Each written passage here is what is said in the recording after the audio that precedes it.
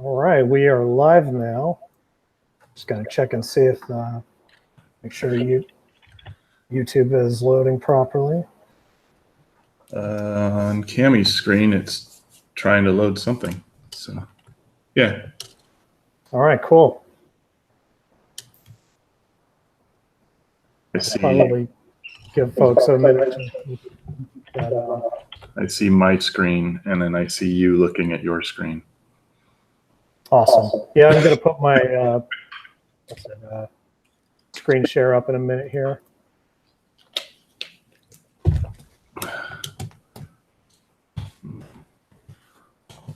just gonna take the doodle I did and actually use it. George Castro, the first person in the chat, says hello. George is a pretty cool guy. Hello. Somebody named Your Boy in the chat says, wait, is this the JAYAXER, the Archie Sonic artist? Awesome. Yeah, this is the JAYAXER, the Archie Sonic artist from like 16 to 18 years ago.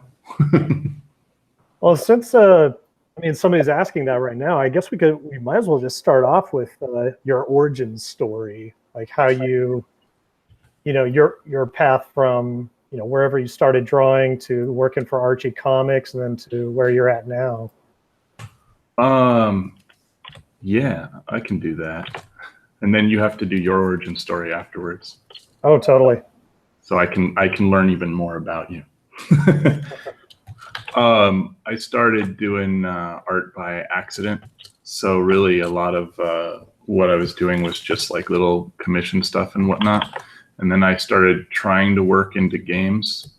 And I was doing a bunch of Sonic artwork at the time because I was still young, younger, whatever. And I basically ended up falling into Sonic the comic because I was asked to work on it because I was doing a lot of Sonic art at the time. And I guess they were just looking to hire in some more people. So they invited me to do that, and I initially said no because I didn't really have time because I was actually pretty busy. I was doing a lot of advertising work and stuff at the time. And then I started to kind of think about it. I was like, maybe I shouldn't say no. So I ended up saying yes. I ended up doing the Archie Sonic comic for a while, and I eventually quit for multiple reasons. Was gonna get into comics, decided that comics wasn't for me, and then my career from that kind of went back into versions of doing contract work with companies, different companies, like for advertising or for illustration and stuff like that. And then also getting into like things like I did work for Privateer Press, which is like along the lines of like competitors for Warhammer and stuff like that. And then I ended up getting into AAA gaming because I was invited to join a studio, it ended up being in turmoil, which was Red 5 Studios. And that I worked there for almost 6 years. And then that fell apart. And I originally quit that place and then worked remotely after I quit. And then that fell apart, went into indie gaming, and actually completed a game with my sweetheart, Cammie, who we were both art directors and artists on, and that isn't released yet. And then after that, went back into contract work, and then have been working with Congregate, and currently I do cards for Hearthstone. So that's a really compressed story of starting at Archie about 4 years after I started drawing, because I got a late start to drawing, up to today. There, origin story.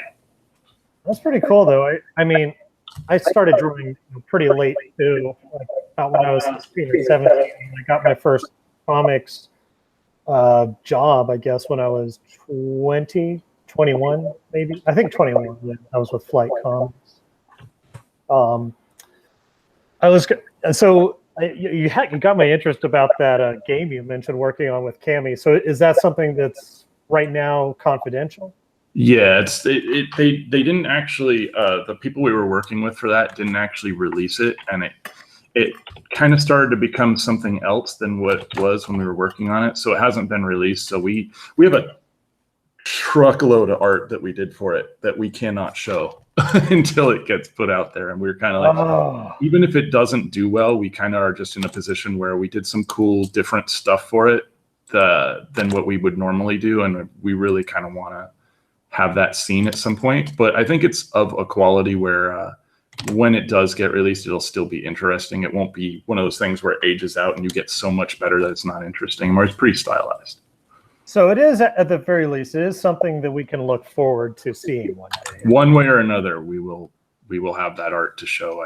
I swear by it. Okay, good, because I couldn't imagine anything more maddening than pouring like years worth of artwork into vaporware, basically, which I know that's pretty much how the industry goes. Oh yeah, that happens all the time. I mean, game projects and for console, PC, mobile, whatever, get started and disappear like ghosts constantly. And that'll be AAA studios all the way down to the smallest of single-person indie teams. So I mean, like, no crying over it per se, but we're more like, well, at least we would have the art to show. But since it's in limbo right now, it's kind of, we also don't have that. So a couple of quick questions from the chat.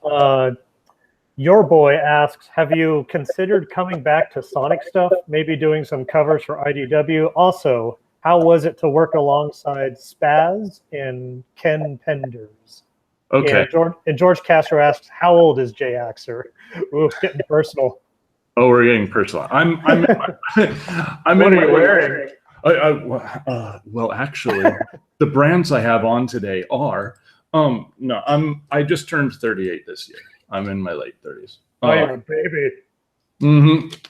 And in my late 30s, what I wear is a long sleeve black shirt and jeans. I didn't work with Ken Penders. For anybody who doesn't know, on the Archie Sonic comics, that was one of the multiple writers they had on there. But the book was kind of compartmentalized. People worked on different parts of it a lot. So, that wasn't someone I worked with. I didn't work directly with Spaz either. He was a cover artist and a phenomenal artist, and still is. And probably one of the best known people who worked on there, but I did work around him, and I spoke with him at length when I first started the book, and he was like one of the nicest people you could ever talk to. He ended up being really helpful, and he started actually at that company not doing art when he ended up being like one of the best artists they ever had. He was just like an intern and supposed to collate papers and help out and stuff. And then they found out he could draw when they needed an extra artist, and they asked around in-house if anybody could do it, because a lot of them were Marvel interns as well.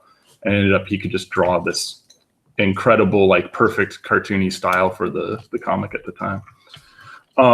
As for would I go back to Sonic stuff, I haven't really thought about it. It was a long time ago. And the new Sonic stuff right now is almost a lot of new people, and none of them have talked to me, and I haven't really talked to them. I mean, like, I know people involved with like some of the Sonic Mania stuff like that, like Tyson Hess and Cammy and I knew each other like back in the day, and from the same circles, not like personally talking all the time, but we used to hang out in chat rooms and stuff. But I mean, that's never been discussed. I mean, and they have some pretty strong people on covers right now, but who knows, but that's where it sits right now. Nice. So I've got a question for you. When I first found your work, I think this was probably early 2000s or so, like just soon after I was starting to get my art legs moving. One of the things that I really got sucked in by was your attention to detail when it came to your clothing, costume, fashion design. And as far as I could recall, nobody else was really doing anything in anthropomorphic art at that time, and very few people still do. I don't know, what was some of your influences for that?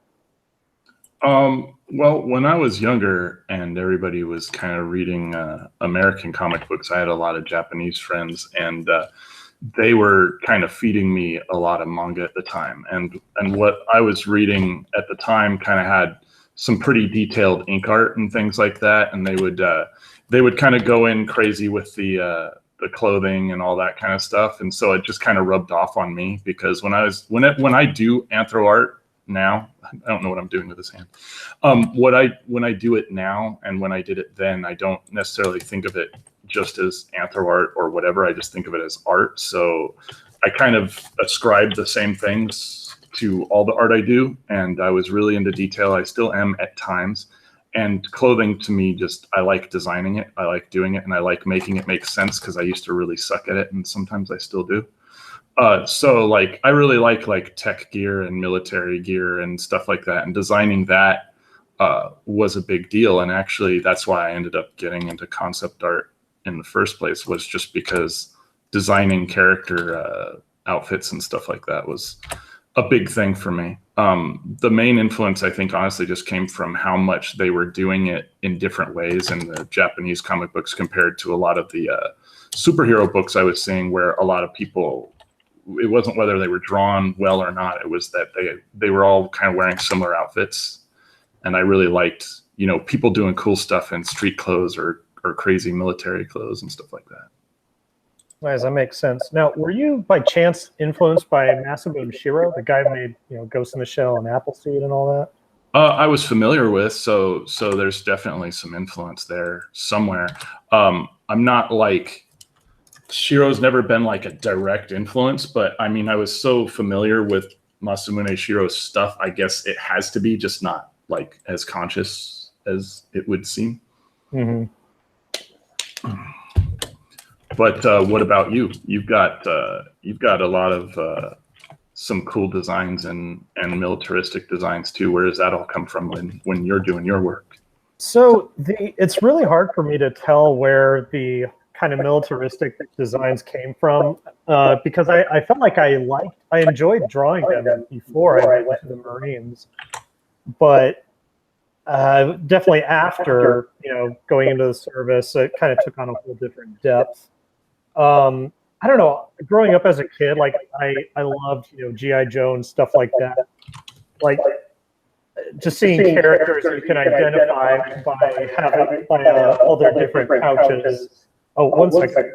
I'm getting a bit of echo on your end. Let me move and turn my mic down a little bit and see if that helps. Sorry to pause. It's just bouncing back at me. Is this any better, or is it just as bad? All right, let me test it out. I can still hear it, but it's a little better. I can work with it.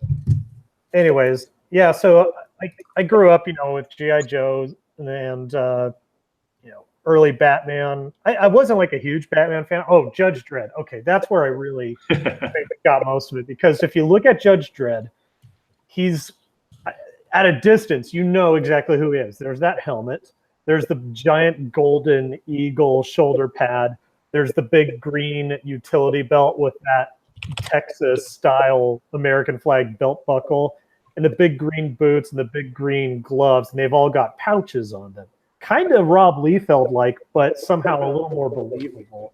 And I don't know, I just, as a kid, I remember really liking how that instant recognizability just worked in my head. You know, when I would look at it, it was very pleasing. And that's kind of how I ended up designing clothing with my characters over the years. And I feel like it was only in the past year or two that I really started to get it together. That's also kind of where my whole thing with drawing, you know, characters with sleeves for their tails kind of came from. I don't know. I always thought it was weird how everybody was always just drawing characters with tails just coming out of pants. I'm like, well, wouldn't it make sense to just, I don't know, have like a sleeve portion for it? Plus, it looked fun. It was like something you could stick pouches on for that extra Rob Liefeld effect. Yeah, I dig that a lot. Oh, one thing that's missing though is your origin story. So yeah, let's have it. So, all right. So basically, I grew up in rural Southern California, San Diego County, but about an hour away from the city proper. So I grew up, you know, in a town called Paula. It's mostly Indian reservation, agriculture, and mining. And it's a really lonely, empty, desolate place. And so I started drawing around age 16, 17-ish, mostly out of just sheer escapism. I was a teenager and I was having a bit of a crisis over the fact that like I had absolutely no social life whatsoever. I grew up getting bullied like crazy. I was always getting in fist fights in school and stuff like that. I was getting atrocious grades pretty much nonstop. And I got into drawing after discovering Elfwood for the first time and realizing that, well, hey, there's like all these amazing artists and they're only like 16 or 18 years old and stuff. I thought you had to either be like a magical child prodigy who was just born with it, or you had to be like this old master with a studio out in the desert and all these like hyper realistic cowboy paintings or something. And so that right there, it was literally an overnight change. I was looking at two artists in particular, Tracy Butler and Matt Rhodes, who I'm both good friends with now, but those were the two people, when I saw their art, like it was like, oh my gosh, like a light just went off in my head. And I immediately knew like, oh my gosh, like I've never felt anything like this before. And I have to try and attain that. And so long story short, I did that. I just level grinded. I don't know what the proper tense would be. Like I was drawing for like 5 hours a day, every single day in my late teens. And then eventually I got good enough to go to what was called the California State Summer School of the Arts up in Cal Arts for animation. Because at the time I thought I wanted to be an animator. So I applied for that and I got in. And that was an amazing experience. Like that pushed me ahead it was like a year's worth of progress in just a month. And like a lot of people who went to that program that were in the same class as me are now like major directors and like really, really big brain, successful people like Adrian Molina, Alex Hirsch, Ian Worrell, lots of others, a lot of people whose work you've definitely seen around. But I couldn't get into art school. I would get accepted everywhere, but I couldn't afford any of it. There was no financial aid for me. And my dad, he was a farmer. So even though he had a lot of land, he was really cash poor because, bad crops, droughts, and all this other stuff would just wipe you out sometimes. So I basically just started spinning my legs, working freelance out here in the desert from a dial-up modem, just praying that these 3 megabyte sized drawings that I was trying to email to clients were going to go through okay, and that I would make deadline and stuff. And and I mostly got my start doing just a lot of like really obscure fantasy commissions for RPG books that never got printed, or maybe they were like overseas or something. I never saw them.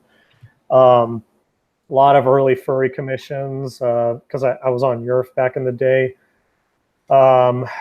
And eventually I started posting on this forum called eatpoo.com. And that forum was exactly what you would expect of a place named Eat Poo. It was like the 4chan of concept art forums. It was vicious, but it was, I don't know, somehow like the people there were the most genuine, like, I don't know, helpful people out there. Like they were honest when they would just tell you like, this sucks and blah, blah, blah, blah. Your anatomy is wasteful and you can't color worth a damn and all this stuff. But they would like tell you how to get awesome. Like they would shock you initially with, just like crumpling your artwork up and shoving it back in your face. But then they would rebuild you back up, which I don't know if that style is useful for everybody, but for me at the time it worked. And I was probably the only person who was drawing, anthropomorphic, furry-ish stuff that was not, chased off that forum with torches and pitchforks. I would get a lot of not bullying, but people ribbing me for it. But they encouraged me because they said like, look, normally I hate furry stuff, but I'm really digging what you're doing because of the implied story behind it. And so that was always my big focus, was just trying to communicate a visual story, which I did at the time. Tracy Butler, I think, was really the only person who had done anything like that in anthropomorphic art. And for a while, she had stopped doing it. And so from there, I got into Flight Comics. That was another big push forward for me. That led to me working for Nickelodeon Magazine on Avatar: The Last Airbender, when they needed somebody to bridge the story gap between seasons 2 and 3 of the show. So I did a short comic then, but please don't go looking it up. The artwork is terrible now that I look back on it. And then shortly after that, I had kind of just sort of a realization that, I was working behind a desk like 10 hours a day on artwork and drawing characters having adventures that I'll never experience. And suddenly I just thought, like, you know what, I'm going to run off and join the Marines. And it was either going to be that or the French Foreign Legion, but the Marines were a more sane option. So I did that, did a lot of artwork while I was in the Marines. When I was in Afghanistan, I just carried a sketchbook with me everywhere. And then after I got out of the Marine Corps, I definitely had a really low period in my art for a couple of years after that. Largely due to, I didn't go through any major crazy trauma over there, but I definitely experienced enough that everything back home was like tasting styrofoam, basically. And so my artwork really suffered as a result. And so it took me a few years to get out of that funk. And that kind of leads to where I'm at now. I started working on this graphic novel originally under the form of a collaborative project called Empire of the New Sun, which I was doing with the artist Jen Adele. And then over time, the comic evolved into something a little less rooted in Empire of the New Sun, but still derived from it. Took on this more fantastical character. And eventually I realized that, the main character it needed was Wyatt, this sort of pseudo foxish looking kid from my Flight comics. And so that's a long summary of, I guess, my origin story, basically. Wow, man, that's way more interesting than mine. That's far more interesting. That's awesome though, because you kind of went all over the place. So it kind of created the amalgamate of kind of what your style is now, it seems. No, thanks. I definitely grew up consuming comics like crazy, but I was never really into superhero comics. And so I think I was definitely influenced more by like the Judge Dredd, heavy metal, the non-cape comics, basically, or Disney Adventures and Bone. Those were some other favorites of mine too as a kid. I'm gonna check and see what questions we've got. Let's see. Give me just 1 second here. No problem. Oh, so Heather Ford asks, JAYAXER, how do you feel about your art from the late 90s / early 2000s? Is Squick still an active character? That's funny. I've gotten that question a few times before. I still like the art that I did back then, but I mean, I was starting out back when I created these older characters of mine. So I had a character called Squick, which was like a very extreme, over exaggerated gothic skunk who hated everyone and hated herself. So I made this character and I kind of had it around for a while. I've since retired that character, basically because who I am and what I do now doesn't really mesh with it. But I don't hate that art or anything like that. It's different from where I'm at now. So as far as all that art back then, I still dig it, but I've I mean, late 90s, early 2000s was so long ago. I was really just not just finding out what I'm doing art-wise, but finding out who I was as a person, if that's not too artsy. So that makes sense. Actually, that kind of brings me to your characters. So give us the rundown of where JAYAXER, is that his name, the kind of purple shiny dragon? Yeah, that's Yeah, tell us how he came about. Well, I had an Axer a long time ago, and it was a Sonic character. So it was never meant to be anything serious. I was hanging out in chat rooms. I was a young kid, and people made characters. So I killed that character off a long time ago, and just to show how much I didn't really care about that character, the canon for him is that he died falling off a ladder, and it was not a hero's death. He just died falling off a ladder. And eventually I had no personal flagship character because I was like, I don't really need one. I like doing art, I can do whatever. And so eventually I made a female dragon character that was called Lee. And that character was, people seemed to dig it. I just wanted a happy character that wasn't like tragic all the time. And then I was kind of like, well, I should have like a character that stands in for me or whatever, that I can do things with art wise or for advertising or whatever.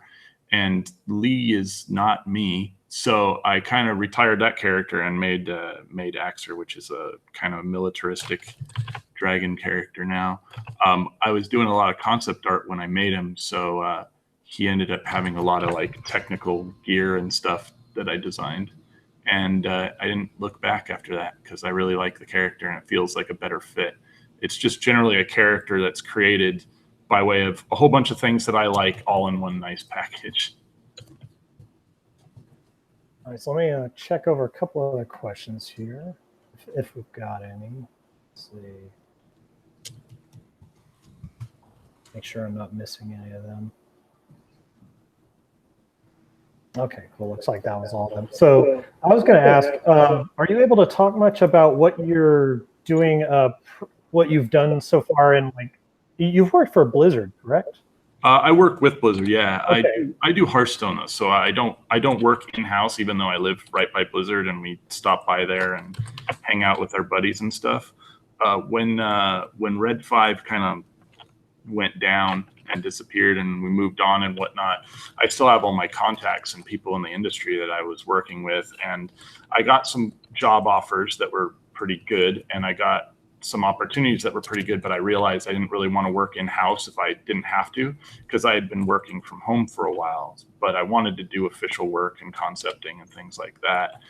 I got a couple Blizzard job offers and I thought about them, but I was like, I'd be happier still working from home, but why don't I move back to Southern California and be available, but not really do anything in-house. And Hearthstone, almost all the art comes from people who don't work at Blizzard. Like, people who work at Blizzard can do it, but a lot of it is just outsourced, kind of like when they do Magic the Gathering from Wizards of the Coast and stuff like that. So was the guys who work on that, I knew one of them, and on top of that, the guy who chooses what art goes into Hearthstone had known me for a while and known my work for a while and was trying to get me to do work with him before. And I kind of was like, I'm too busy, I'm sorry.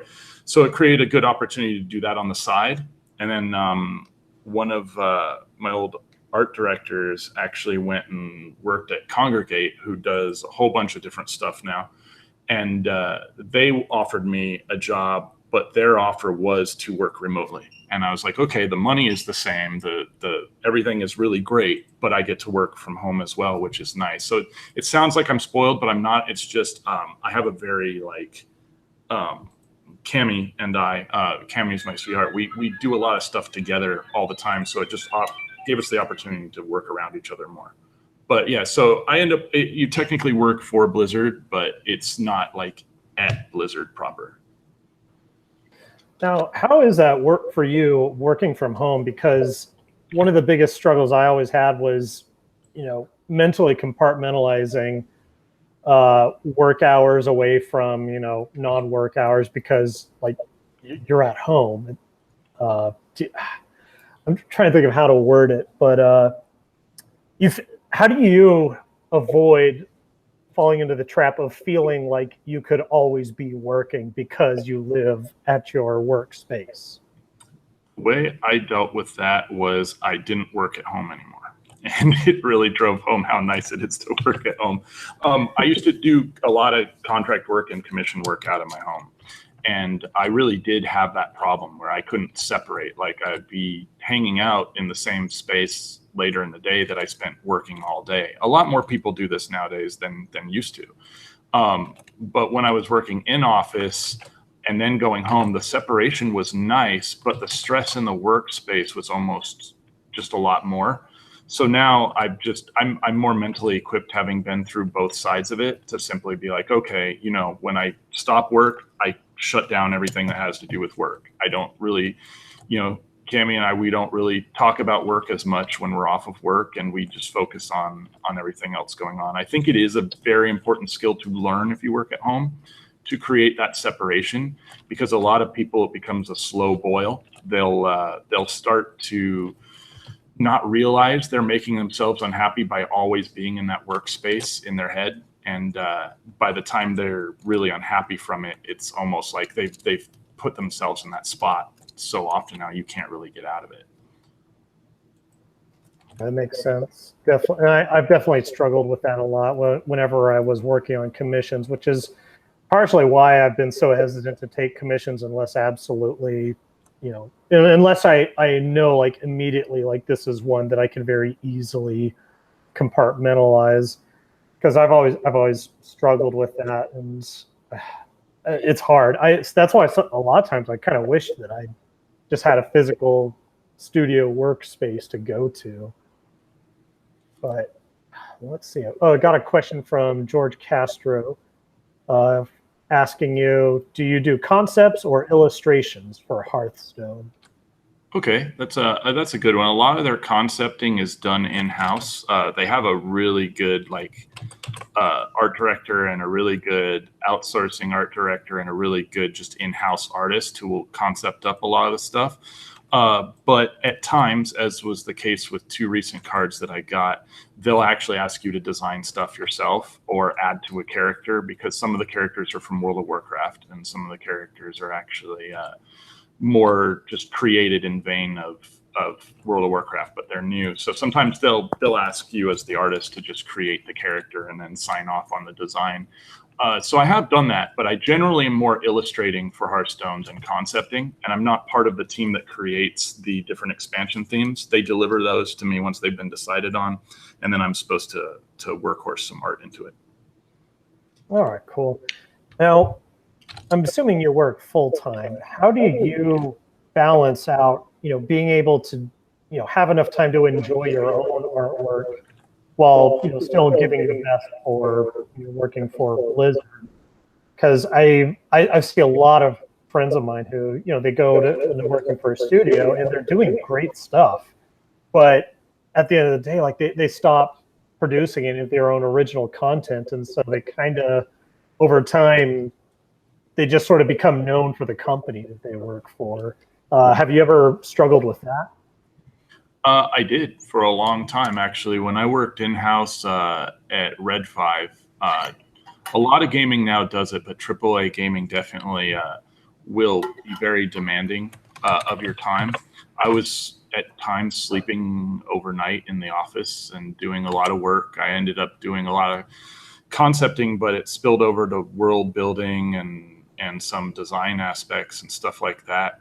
And I was so embroiled, or whatever you want to call it, into the project that I didn't really have any time for myself.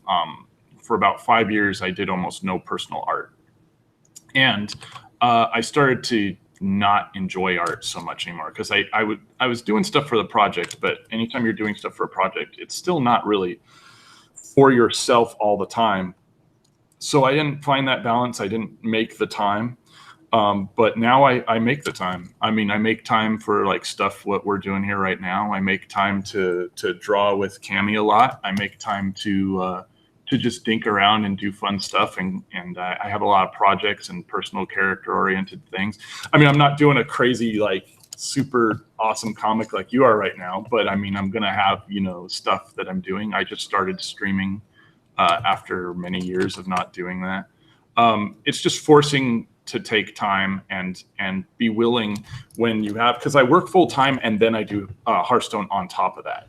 I decided I wasn't going to take commissions anymore, and I cleared up time and was like, I need to make sure I have time for myself and to do the art I want to, because eventually, you know, you'll have even less and less time, and then no time at all. So I want to make sure that that all gets, addressed and done. And I still enjoy what I set out to do, because I wasn't always going to be an artist. But once it fell into my lap that I probably should, because it was something I was decent at, two things were what I was looking at as like, one, I want to make sure that I always enjoy this. And two, I want to get really good, because I got a really late start. I got okay, I'm not bad. And then after that, I forgot the enjoyment part. So now I have that back. I think that's really important for everybody to remember, is to make time to do the art that you love. Even if you do love what you do for work, just set some time aside beyond that. So nobody has asked this in the chat yet, but I have a feeling it's going to be on people's minds. How do you deal with whether you want to call it art block, or just creative stagnation, or just feeling stuck in your work? Well, I used to just not draw when that would happen, and that doesn't work. Once you get into a position where you're part of a team or you're really busy, you don't have the option to not do it if you don't feel like it. So you end up, it's not the best answer, but honestly, when you're put in that fire constantly, you end up in a position where you just learn to power through it until the art block doesn't really happen as often. Your paycheck, depending on it, is a good remedy for art block, but it doesn't mean that you'll be at your most creative. So you have to learn little tricks to do that. For me, what I tended to do was, if I had a lot of work, if I was not feeling particularly creative, I'd try and switch between the different things I was doing and make sure, like, if I've got some inking to do, I'll do some inking, which doesn't take as much creative, thought as drawing everything out initially, and then switch over to maybe some painting and hope to cultivate it. You know what I mean? And if you have things you enjoy, like music or something that really gets you going, make sure it's there for you, because there's going to be times where there is no easy answer on how to get past it. But I mean, that's all I got, man. No, it definitely works. I do agree with the advice of sometimes you have to just kind of plow through the art block by making something that you find enjoyable. I don't know. I found for me that there is a point where taking a break does help, but there is such a thing, I think, as taking too long a break or too many breaks, and eventually your stuff will start weakening to where you might as well have just created a whole new art block for yourself. I found that for me, just buying a bunch of cheap printer paper that I can draw on messily and crazily and throw away with zero attachment to it, that's been a really helpful way for me to combat feeling like I'm stuck or not progressing. Definitely just forcing myself to draw at least like 5 pages a day, even if it's just complete trash. That has just done tremendous amounts for me, to where, I don't know, eventually if you throw enough stuff at the wall, something is going to stick, and you'll be able to look at that thing that's sticking to the wall and be like, oh, that's right, I can do that. So that little boost of confidence is kind of what I found carries me out of, those periods of skill stagnation or, other roadblocks. Yeah, absolutely, man. Actually, that's a good point too, is that if you end up having art block and you break from it so often, you'll get yourself mentally used to that as an excuse, and you'll just start feeling the block worse a lot of the times. So taking a break is good, but the moderation, like you said, is probably the most important, because if you get into the habit of you're having a little bit of trouble, time to take a break, suddenly you're not doing much work anymore and you're not progressing much anymore. And I'm not one of those people who's like, you should always be doing art every second of every day. I actually subscribe to make sure to have some non-art time, so you don't do what I did and like mess your shoulder up really bad from overworking. But if you take too much of a break too, that's just as problematic. Yeah, definitely. Actually, you mentioned shoulder pain. Have you ever had to deal with any kind of repetitive stress injuries? Because I know that's a unfortunately increasing topic among a lot of artists lately, and I know I've definitely had to deal with it. Yes. I'll tell mine first, and then you can tell yours. I actually am recovering right now from a shoulder, messing my shoulder up from just doing too much work in a bad physical position. Like, I'm pretty tall, and my workstation isn't the most ergonomic. I had an old chair that wasn't that great, and I ended up being in a position where I had to do a ton of work. So I was I was sleeping only so much and working every day for most of the day, which is fine mentally for me because I'm used to it.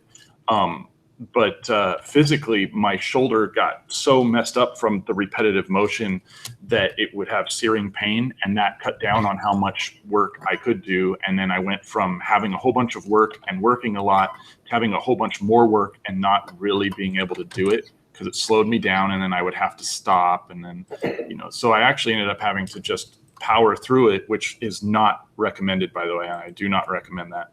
And then letting myself heal by just not doing any art and just, moving and exercising my shoulder lightly for a few weeks before it really calmed down.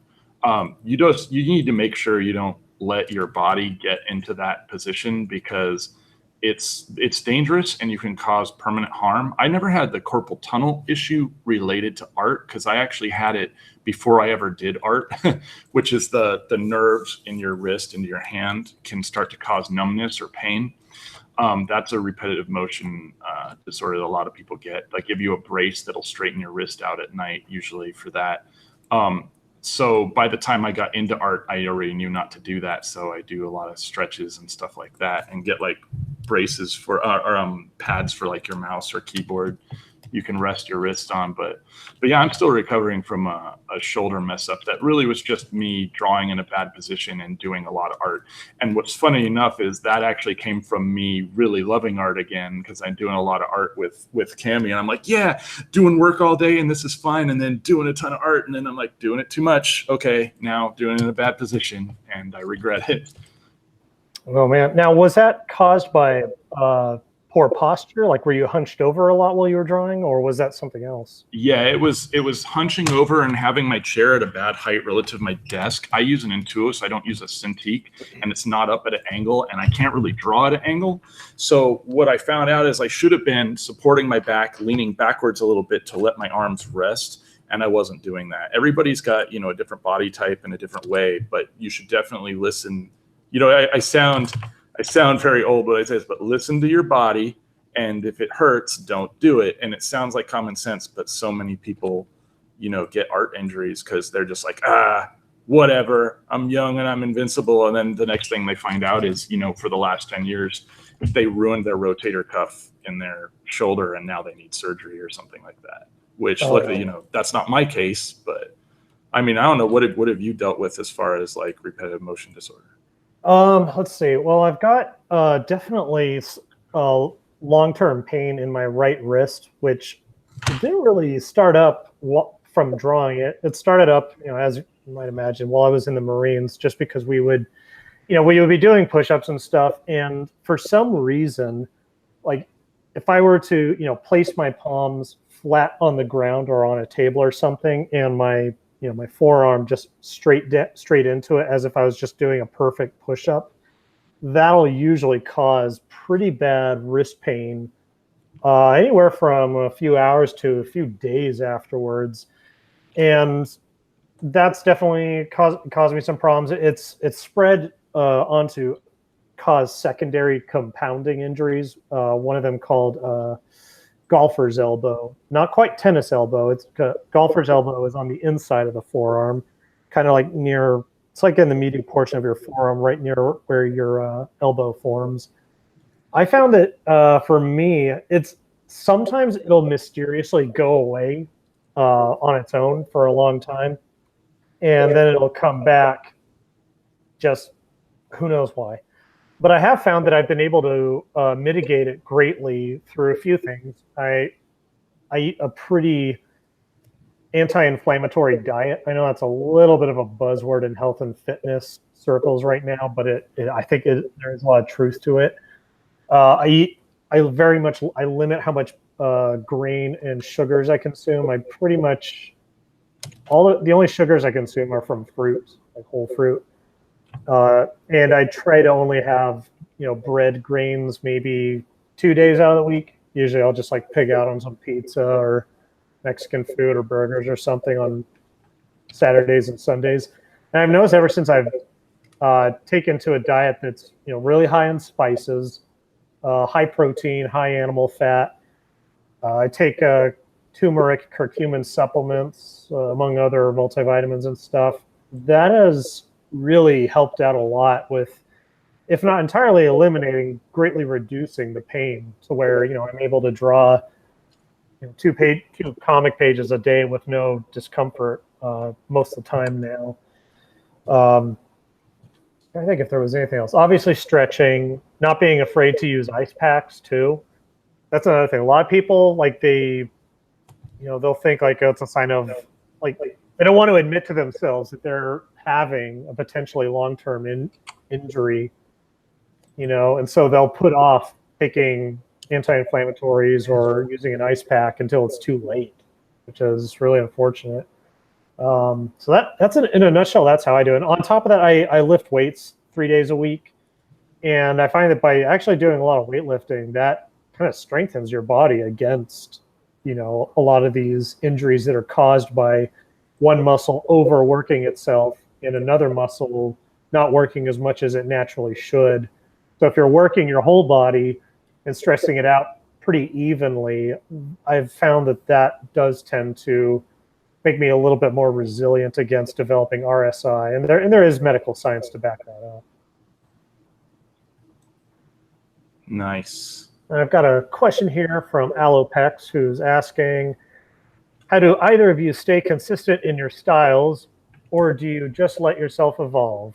I find that I get somewhat anxious if my character designs start to change drastically from what they started out as. I'll let you answer that first. Because it's a difficult question. I get to answer it first. All right, that's fair. You gave really good health advice, so now I have to pay the price. Basically, for consistency, for a while, it's something I actually struggled with, but that was just kind of inherent in not knowing how to draw as well as I do now. But for me, when I see a style shift, that can be two things. That can be your lack of ability to do consistent stuff, or it can be you discovering kind of more of your inherent style, which may be a good thing depending on where you're at. Like if I'm working concept work, I do need to stay consistent. If all the concepts for a game from start to finish start to look way different and out of style, that's going to be an issue. But if you're doing like personal work, you may want to explore it because you may end up finding something that's even more your own or your new way of doing something. Kind of like, instead of doing a face a certain way that's reminiscent of this, you have your own way to do it that feels good. But for me, in order to keep consistency, like if you're having a lot of consistency issues, the obvious thing is to keep open, some of your original character designs that you're shooting to stick around, so you can identify hopefully what the aspects are that make those styles your style that you're shooting for. But I mean, if you're having a lot of issue with it, then you're going to kind of have to do that. You're going to have to identify what it is that makes that style. I do a lot of work in a lot of different styles. What I do officially for work is very different. I have to do a cartoony World of Warcraft style for Hearthstone. My main job, actually, every project has a completely different style. So I've gone from super simplistic, like stuff that's kind of like literally, the face is a box with an eye and, it's just a little dude like this, to really, really, really complex stuff.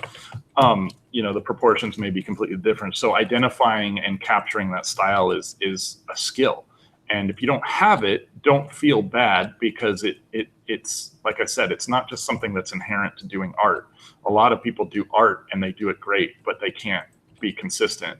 Just, you've got to work on it. And the best way to work on that really is, in my opinion, to identify the key points. Like for what I'm working on right now, There's a very streamlined, defined style. There's key points of detail, like in her pants here, the knees have folds, but I don't have a million folds all throughout the pants. There's pops of detail, like the pockets here, but then her chest and her arm are far more simple. And then, what's the proportions? This is kind of like a stylized, realistic, simplistic face. You try and nail it down and then make sure that all those key points are hit on everything you do, and then just try and fill in the gaps. It's probably not the best advice, but it's probably something that can start. What do you think, Reagan Lodge? Yeah, so that's definitely something I've struggled with a lot, especially in sequential art, where you have to be able to keep a character's design pretty much the same from page to page, chapter to chapter, book to book. And that can be really tough, especially if you're doing like a really long form, web comic or graphic novel or something like that. I remember even noticing this before I was an artist when I was reading Johnny the Homicidal Maniac by Jonan Vasquez.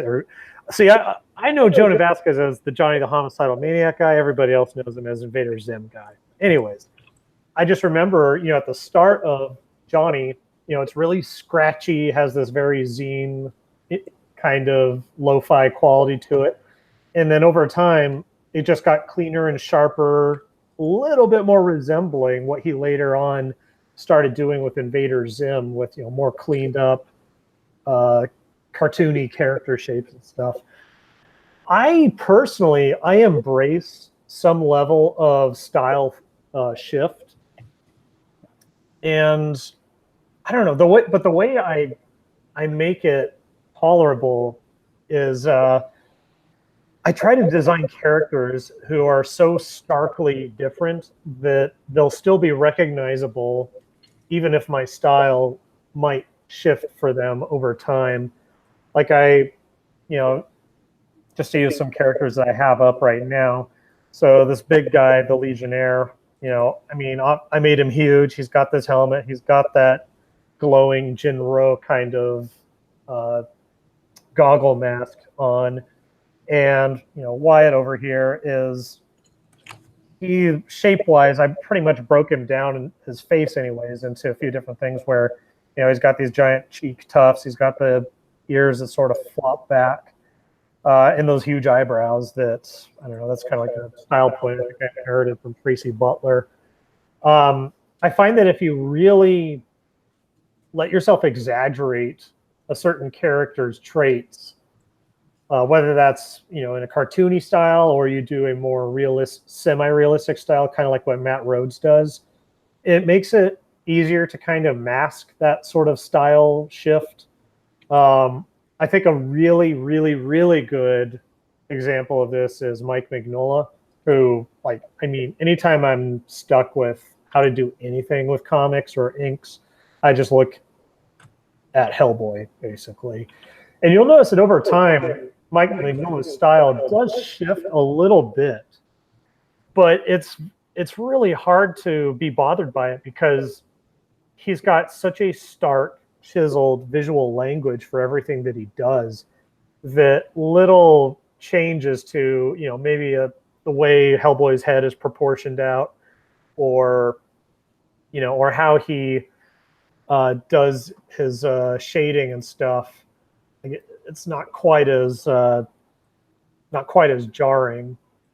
So that's pretty much my approach to it. Is, long story short, basically just making characters with really starkly contrasted traits that make them hard to mistake for other characters. And I find that way it kind of gives myself some visual rails to stick to. Yeah, that's actually pretty good, because style change over time in comics. I mean, I haven't done comics in a while, but I still retain my ability to do them. You see it a lot in a lot of comics, but as long as it's for the better, or you feel it suits the work, especially, I wouldn't be too super afraid of it, because especially if you're doing comics, you're going to be doing so much art. Having it stay where you're at almost isn't going to happen, simply because you're doing enough art now to get better. And when you get better, you may want to inject that into that work. So it's kind of a natural evolution, and I think in most cases people embrace that. Oh, that does remind me of one suggestion that was given to me by Guy Davis. He's one of Guillermo del Toro's kind of go-to concept art guys. He's done a lot of work with Mignola and stuff. He suggested that I do a graphic novel, like start drawing the first pages, and then once you've drawn those, jump ahead and draw, I don't know, pages 30 to 40, and then, I don't know, 60 to 70, so that you're not necessarily drawing them all in sequential order. So that way the style shift is kind of averaged out throughout your book, so that I don't know, that way people, when they start out in the book, they won't feel like, they're looking at a completely different world by the end of it. That's kind of what I was doing with Wyatt. Like, I started drawing a lot, maybe let's see, really focused in on pages like 40 to 62, and then I kind of circled back around and started doing pages 3 to 7. Once I had, solidified a little bit of my usual style shortcuts and stuff that I'll probably be using for the rest of the book. Awesome. Yeah, that's good. Your inking style that you do, for reference, in case anybody's watching and they came from my end of the woods and they aren't familiar, is a lot of what you do is very loose sketching, and then you end up inking on top of it. But a lot of what you're doing when you're inking is creating the rest of the image, and I find that personally really cool to see. Is there a reason in particular you landed on that? I don't know why I ended up doing it that way. I just know that I've always had trouble when it came to inking over pencils. Like, even if I did a really, really nicely finished detailed pencil drawing, if I were to go in and ink it pretty precisely over, my pencil lines, somehow it would just come out really stiff and, lifeless somehow. And I don't know if that's just has something to do with how I think or mentally process things, but so I just kind of embraced, sort of interpretive inking by just drawing really, really loose. Basically, my pencils are really just slightly detailed thumbnails, and then I just kind of enlarge them and then interpret the lines when I go into the inking stage. And I also will say that inking digitally makes it a little bit easier to do that, because I can erase stuff, I can white things out non-destructively, and you get away with a lot more than you can with physical inks. But even then, I've noticed that I tend to do physical inks better if I'm drawing over a really loose pencil sketch. If I'm drawing over a pencil sketch at all, I tend to ink better when I'm just drawing straight out inks and just sort of taking a kind of exploratory approach to whatever it is I'm drawing and accepting whatever comes out. I just find it really cool, because when you're inking and you're doing a lot of your exploration or what have you end up hitting on some visuals sometimes that let you, even while you're doing the final product, you end up exploring as much as I would be doing when I'm doing my sketching. So it kind of lets you, as you finalize your page, still be malleable enough to adjust the rest of the page to match. And I think that that's a really, kind of cool way to go about it. So I just found that really interesting. Yeah, I'm not entirely sure, why some people gravitate towards that, whereas others are just super good at, that really exact literal inking like you see in the big comic publishers. But that's pretty much how I've always done it. I know Mike Mignola tends to do his pencils pretty loosely, and then he really, really tightens things down in the inking stage. But he's just developed that over years and years and years that, he doesn't have to do the kind of meandering around I do with my inks. Got a question here from Chumperino. He asks, what's the weakest you've ever felt in your art? I'll let you take that one first. Well, back in the day when I was learning even more than I am now, I felt pretty weak because, wait, where or when?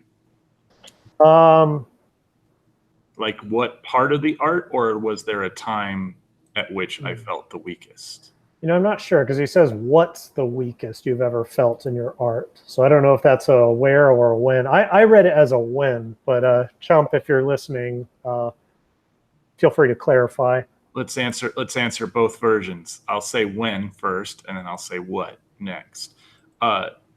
When was when I was first starting out. I got a late start. I didn't start really drawing until I was almost 16. So when I came across artists online, they were prepping to go to art colleges and had this big, experience planned out for them already. And I didn't have the means nor the ability at that point to do such a thing. So it was pretty intimidating, and that made me feel pretty unsure about what I would do art-wise. And that was a little harsh on me. The second when, because I'm going to answer it twice, is actually when I went into AAA game concept. I was hired in, everything was cool. They liked the test I did and everything like that. But I actually, when I moved, I picked up and I was kind of all in on everything. I was still pretty early into it, so I didn't have the confidence perhaps that I do now. And I was afraid that maybe I was doing good up until that point, but I wouldn't be able to do good past it. So I had a very real panic attack where I was like, oh, what if I'm not that good and they find out and then they're going to kick me out of their club or whatever it is. But I got past that and ended up not only could I hack it, but I was actually doing really strong in it, and it helped me create a lot of artistic relationships that I share to this day. As far as what is the weakest, right now, I would say the weakest thing that I have, I would need reference to draw easily is just realistic animals, like a cat running. If I wanted to do a run cycle of a cat or something, I couldn't do that from my head. It would look a little awkward. So I'm not as familiar with that. I don't do studies per se. What I do is I just draw things. So if I were to do a study of a cat, I'd be like, well, I have a picture of a cat I want to do. Let's make it happen. So that's my answers. Reagan, take it away. Yeah, for me, the weakest I felt in my art was definitely, I would say, about from 2014 till either late 2015, early 2016. Mainly, that period right after I got back from Afghanistan, got out of the Marine Corps. I largely attribute that to just, going overseas and experiencing just this outrageous adrenaline endorphins rush where, I'm basically feeling invincible and, just doing a lot of crazy stuff out there. And then coming home and suddenly even just listening to music somehow felt hollow and joyless. It was a really, really scary, really depressing thing. And for a long time, I just did nothing but life drawing because I couldn't think imaginatively. I could not picture in my head a thing before I wanted to draw it, which was really scary because I was always able to do that. I won't say I was always able to do that, but it was something that it was a skill that I kind of started out at, and started to refine and improve as I drew more and more over the years. And then just after coming back from Afghanistan, I couldn't do that. It was just gone completely. And so I just sort of went on autopilot with art, where I was just doing life drawing, lots of photo reference stuff. I was kind of angling towards the possibility of going into more of a fine arts or sort of illustration route, where it's more acceptable or normal to use really detailed references and take a long period of time for each drawing. But I was emotionally extremely unsatisfied with my art, and it was really bad. I was drinking a lot, and I was dealing with regular panic attacks and anger problems and stuff, and I was in a really dark place. And I mean,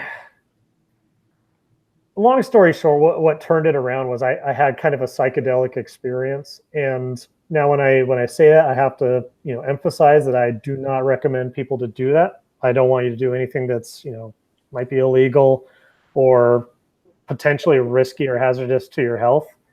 But I was in a really extreme situation, and I reached for something that was an extreme way out of it, and it worked for me.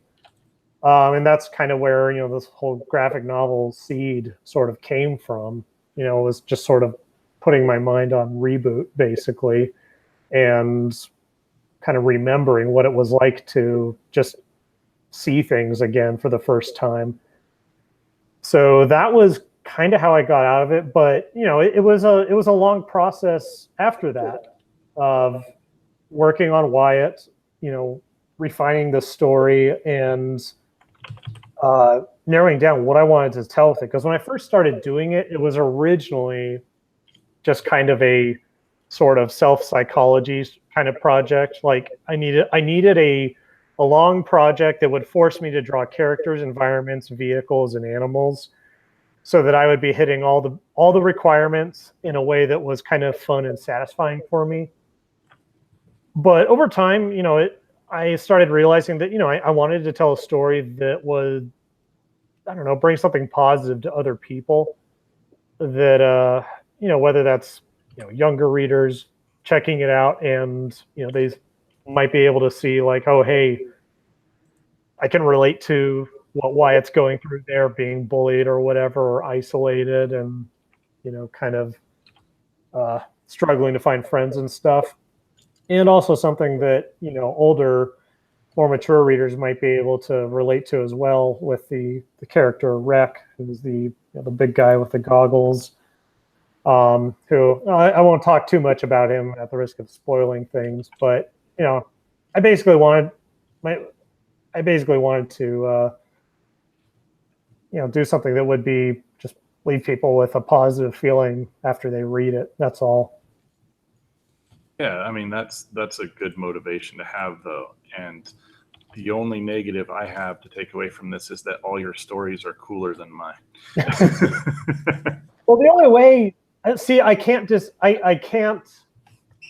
disprove that, because I haven't seen any of your stories yet. So you need to actually like see one through to finishing, so that we can truly say if that's the case. Oh, no, I mean that's true too, but I mean like your real life stories are cooler than mine. Yeah, I mean, I don't know. My recommendation there is I don't recommend people to just run off and join the military and go to a war zone just to get a story. But we can all get in a fist fight. Yeah, dude, I'm down. We can arrange that. We live close enough. Let's do it. Yeah, that's another thing. I think more artists should engage their bodies more against other artists. And kind of specifically. We need, like, I don't know, we need to do something with like the basement under Comic-Con, turn it into an underground like cage fighting ring or something. We don't talk about Art Fight Club, man. We had this discussion before. But in a serious note though, I do think that now more than ever, a lot of artists are realizing that actually getting physical exercise and things like that are super, super important, because when you're doing a job and you're sitting down all the time, and even like standing desks or whatever crazy people are doing, you crazy kids, I think it's been noted finally that really, like, that's not just like a cool, make yourself look good or whatever you want to do. It's very, very important health-wise to exercise, if it's just taking a walk once in a while, stuff like that. But I would definitely be all for artists fighting each other. I think that's great. Yeah. I actually would say that weightlifting has improved my anatomical drawing tremendously, because I've found that by having to pay close attention to the way I'm executing movements in order to do them safely and properly and get maximum pump from them, you have to pay attention to how your joints move, how this or that muscle contracts or pulls, and over time it kind of sticks in your memory. And so I find that I don't need reference as much as I used to. And I think some of that is just due to just the sheer volume of drawing that I'm doing. But I do think a large part of it comes from, part of my week, heavily involving bodily activity in that way where, you have to pay attention how you grip something. And how many times in a comic are you going to draw a character, gripping a sword or a door handle or some other prop or something. And you're doing that all the time in the gym. I don't know. I found it makes things just a little bit more intuitive than they were when I was not, in the gym, physically active and all that. So that's why I definitely encourage other artists, to get swole, basically, become your own muscle reference. My goal is to be able to be a drawing model for Rob Liefeld. That's a good goal to have amongst all the other goals. On the topic of other artists, who are some of your big inspirations or people you would say influenced you?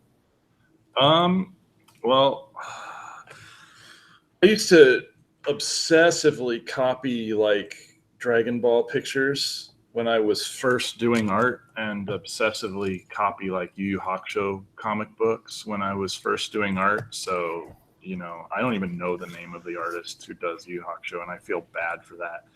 But they kind of soft play their visuals a little more than Dragon Ball did, where in Dragon Ball, everything's very angular and angry. But Akira Toriyama, when he did Dragon Ball, was he still knew how to turn things around. So even if people didn't like it, he knew how to handle it. You know what I'm saying?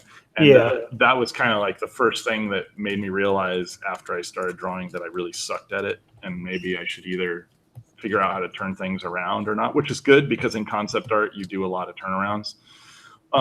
But beyond that, I actually grew up with a lot of like Renaissance painters and stuff like that as reference.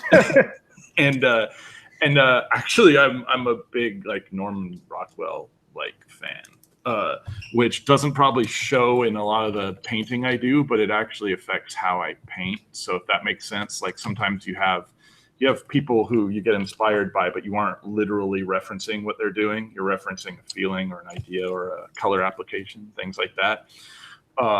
I got a hold of Bone when I was young enough for it to set in. So was Jeff Smith did all the really heavy like black inks and stuff like that got me to really appreciate inking. So I think that and the I didn't actually fall into Hellboy, though I love the look of it.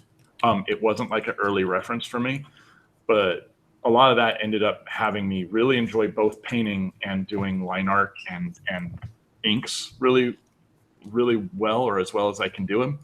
And for me, those were some of the earliest influences. Now I get more influenced by like artists I know more than anything. So like you're on that list.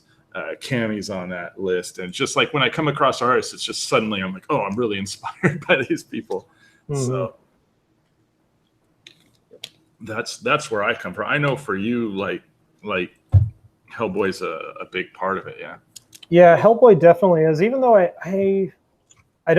do a lot more of finer hatching than you see in Hellboy. I just do not have quite the decisiveness that Mike Mignola does to totally ape his style. But I would definitely say, yeah, Mike Mignola is a huge influence. Jeff Smith, Bone, of course, who you mentioned. He's a really wonderful guy, by the way. I had the tremendous honor of wandering around downtown San Diego, desperately trying to find pizza with him once. He was a really cool guy to talk to.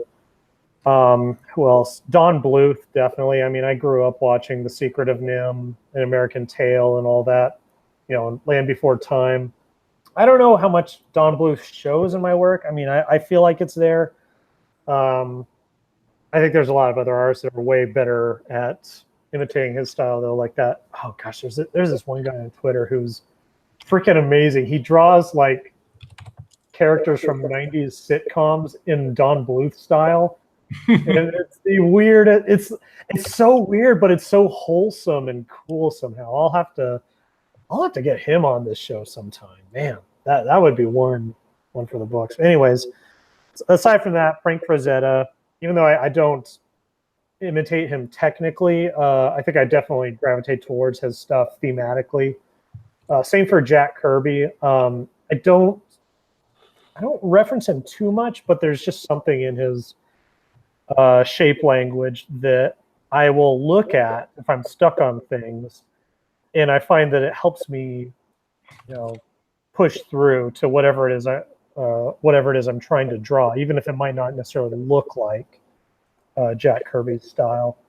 And as far as peer influences, definitely Matt Rhodes and Tracy Butler, two biggest influences. I mean, they were influencing me from day one since I started drawing. They were both on Elfwood. Tracy was the one who really clued me in that you could do pretty serious, intense story subject matter with anthropomorphic characters, without it having to just be either hyper cute or like a roommate sitcom kind of thing. I'm not trying to bash that kind of thing or anything. It's just I just felt like there was a large saturation of that kind of subject matter. It had very limited appeal to people who were outside of that niche or that subculture. And Matt Rhodes was really the person who we both had a lot of similar tastes growing up. Like we were both big on Terry Gilliam as kids, like The Adventures of Baron Munchausen and Time Bandits and movies like that, where there's just this weird depiction of scale in environments and stuff. And I think when I saw his work, immediately I thought oh my gosh, he gets it.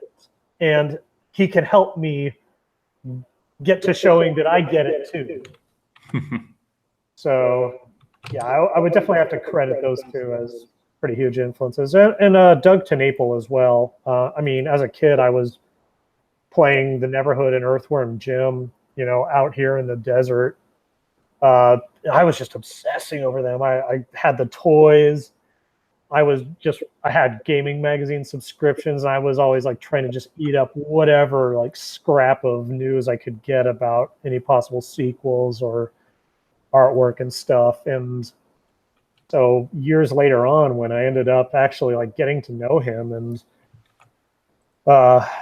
arguing with him on his old forum, which is gone now, and then we became friends through that arguing and stuff.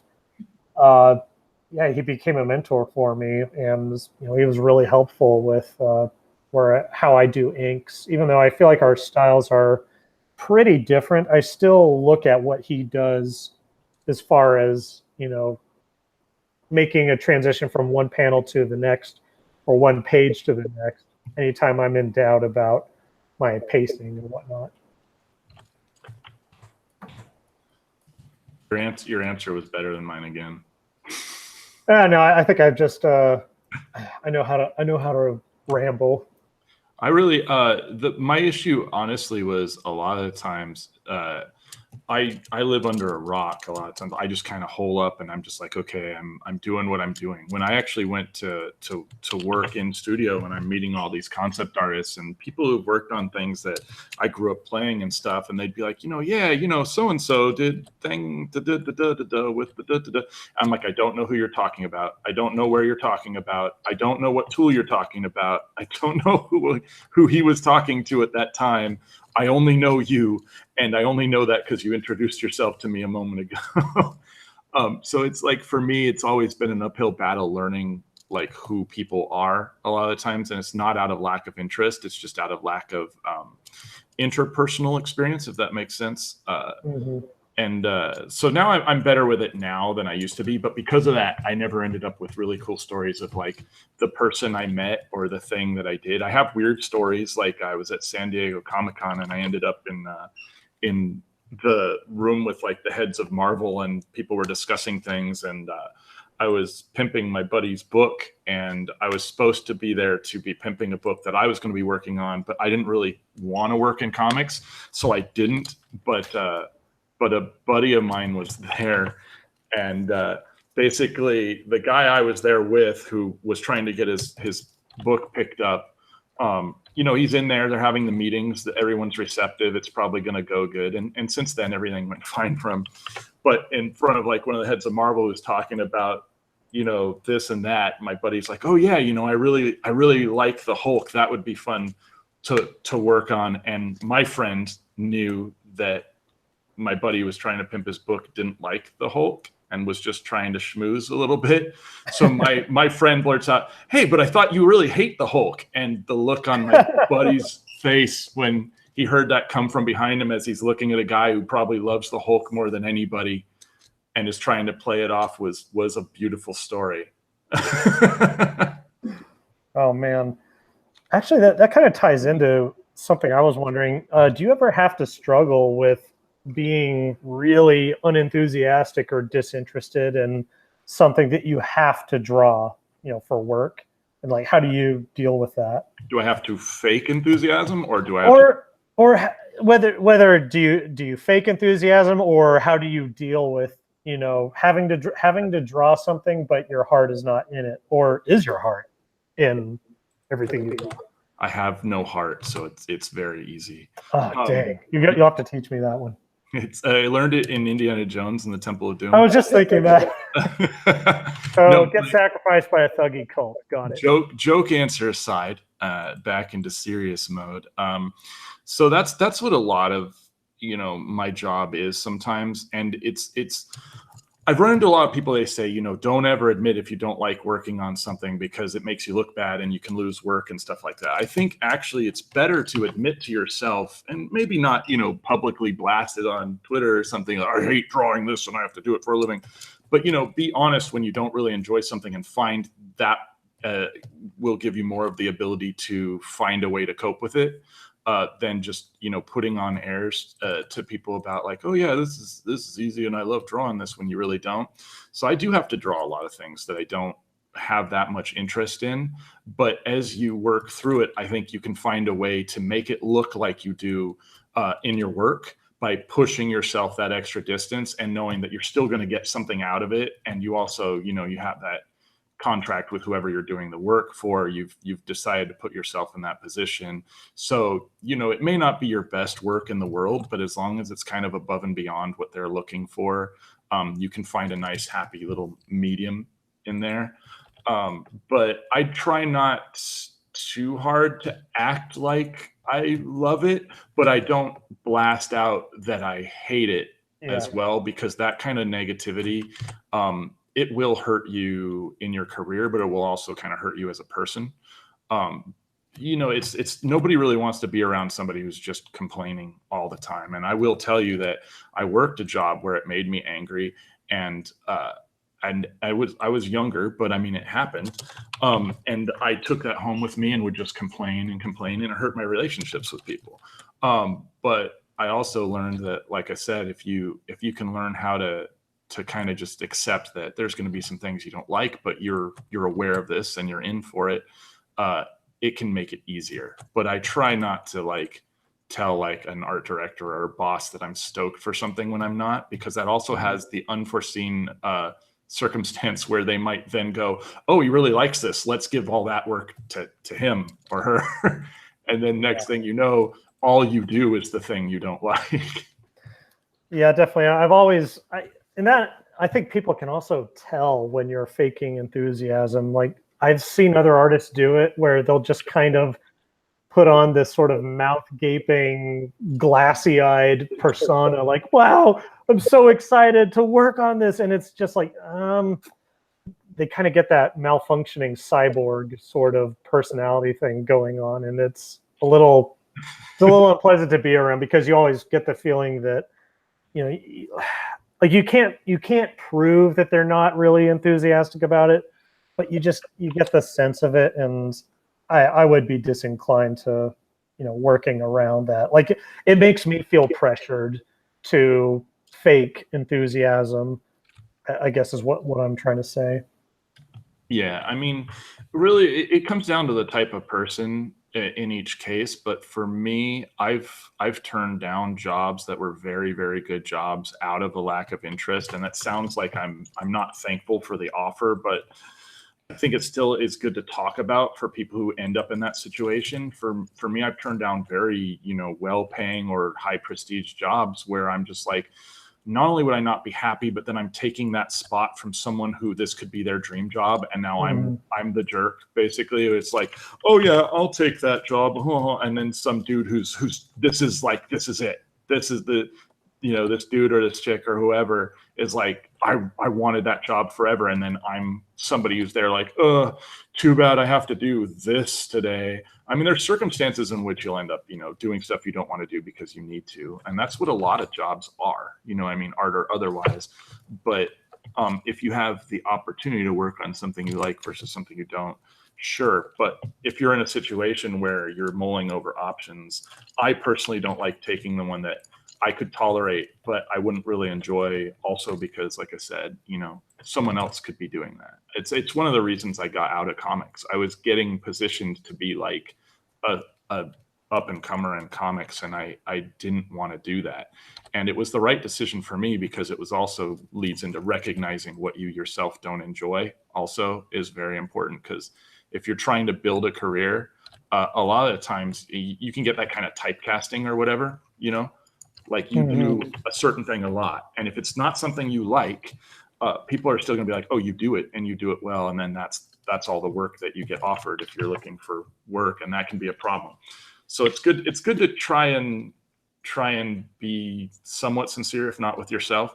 But if you have to kind of, power through it, like you said, don't be the guy in the office that's just complaining 24/7. And especially don't do it online, because there's enough negativity online already that I don't see the chat, so I don't know if we've gotten any like questions or anything. So I'm leaving that up to you, by the way. So I'm keeping an eye on it. No other questions, but actually we're coming up on the hour-and-a-half mark here. I think maybe we could probably start winding it down here. I'll give it another couple minutes before, in case anybody wants to get in some final questions. But where can people see this drawing that you're doing after it's done? I'll probably throw it up on my Twitter. I can write my Twitter on the drawing. That's convenient. I am on Twitter at JAYAXER, JAYAXER. I stream on Twitch also, which is twitch.tv/JAYAXER. Oddly enough, you're telling me that the time's almost up and I'm just about done with this drawing. So that's good. Perfect. Whereas your comic will go on and on and on. Yeah, seriously. I'm probably going to be doing my regular comic stream after this. Nice. I might bother you in there. Sounds good. Ask you for more awesome stories about your life. Now, I like how you handled the fuzzy collar on that jacket. I always have trouble doing that. Like it either comes out looking way too fluffy, like it's an actual dog's fur, but sometimes I need like a quick shorthand to do it. And I really like how you handled it. Yeah. I actually got that from Cammie, because I used to take too much, like I would really kind of scriggle it out. Like, I don't know if you can see what I'm doing, but I used to really porcupine it out and put too much like detail in it. And I found that there's a nice, almost like a Capcom way of doing it, like for Street Fighter or something, where they simplify that detail. And so it just kind of bloops over it and it works. I don't always draw this way, but what I actually did today was I doodled this drawing really small, and then I blew it up and drew out the body lines, and then put it on low opacity and drew the design right over it. It's more like how I would do it for a concept art. I'm on one monitor right now, so normally I might have like references up over here or somewhere on the left of my screen. but I figured I would just go for it. So this one was done just all from my head. And I just like fuzzy colors. So that's why I did that way. Nice. And I'm trying to debate whether she should have a mohawk or be just completely bald. Sure. I just answered a quick question in the chat here. Actually, I kind of take a similar approach sometimes where I'll draw things small and then blow them up or for when it comes to the inking stage. I don't know why I didn't start doing that sooner. It makes things so much easier. I used to do it for comics. That was how I did my comic page layouts. Really, really small, and then blow them up. And I would hold it up to a window because I didn't have a light box and trace it through onto the boards. I think it was Doug Snaple that I originally got the idea to do my comic roughs as thumbnails and then just blow them up, because that way, I don't know, I'm kind of skipping the meticulous penciling stage, and I don't know, saving about a third of my work time that most comic artists normally have to pour over. Anyways, I haven't seen any new questions, so I think we're probably at a good stopping point. I'll go and tell people again, just check the video description and info for direct links to JAYAXER's social media and Twitch stream. I highly recommend that you subscribe to him, follow his stuff. It's really good. Yeah, thanks everybody for stopping in. Jay, thank you again so much for taking the time to show up, show us what you've been working on, talking and stuff. I mean, were kind of a mystery to me for several years. I just kind of collected a whole bunch of your art. So this has been pretty cool getting to know you. Yeah, it's actually funny that this is how we've spoken the most now. But yeah, I really appreciate you having me around, and doing art simultaneously is awesome. And I'm open to doing it again sometime if you ever feel like it. All right, man. Yeah, we'll definitely have to do this again. I'm probably going to try and make this a semi-regular thing of having other artists on, maybe, once every week or two, kind of asking them about life in general and, where their work fits in with that. So, all right, man, thanks again for showing up. Thank you, everybody who joined us tonight. If you haven't already, subscribe to my channel, subscribe to JAYAXER's Twitter and Twitch. Give us a like. Smash the like button. Don't just click it. I want you to physically smash it. Like, destroy your mouse. I promise I'll reimburse you for your mouse. Punch it repeatedly, but don't give yourself repetitive motion disorder from doing it. Yeah, definitely don't give yourself RSI.